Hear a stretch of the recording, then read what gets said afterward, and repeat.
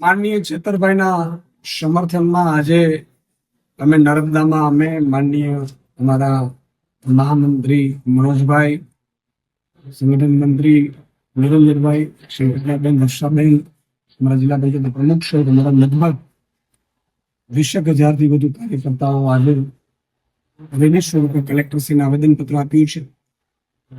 એટલા માટે કે આજના જ ન્યૂઝપેપરમાં છે કે ગુજરાતમાં 16 લાખ કેસ પેન્ડિંગ છે. એમાં 5 થી 10 વર્ષથી પેન્ડિંગ હોય એવા લગભગ 70,000 થી વધુ કેસો છે. ત્યારે હમણાં છેતરભાઈ ઉપર કેસ કરવામાં આવે છે, વનકર્મીઓ દ્વારા કેસ કરવામાં આવે છે. છેતરભાઈ સમાધાન કરી દીધું પછી પાછળથી ભાજપના પ્રેશરમાં કેસ કરવામાં આવ્યો. ડે ટુ ડે કેસ ચલાવડાવી માનનીય છેતરભાઈના પત્ની સંગીતાબેન અને ખેડૂતોને જયારે જેલમાં નાખવાનું ષડયંત્ર કર્યું છે ભાજપે, ત્યારે મેં આજે માનનીય રાષ્ટ્રપતિશ્રીને, માનનીય રાજ્યપાલશ્રીને, માનનીય મુખ્યમંત્રીશ્રીને વાયા કલેક્ટરશ્રી અમે આવેદનપત્ર આપ્યું છે. અને ન માત્ર આવેદન પરંતુ આમાં 1,54,000 અમે સમર્થન પત્રો ભરાવડાવ્યા છે સાઇન કરીને, સાઇન કેમ્પેન ચલાવીને.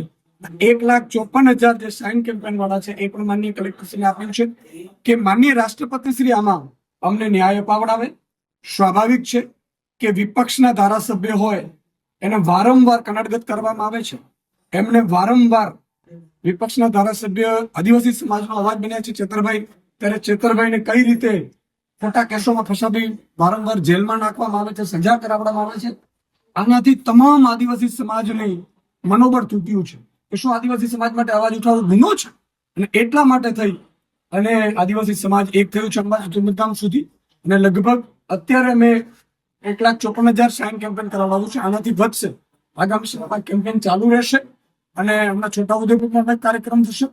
એટલે અંબાજી ઉમરગામ સુધી વિવિધ કાર્યક્રમો છેતરભાઈના સમર્થનમાં કરીશું. અને ભાજપ વાળાને અમે કહેવા માંગીએ છીએ કે છેતરભાઈને એકને જેલમાં નાખીશું તો 10 લાખથી વધુ આદિવાસી યુવાનો સાઇન કરીને છેતરભાઈ બનીને છેતરભાઈના સમર્થનમાં એ રસ્તા ઉપર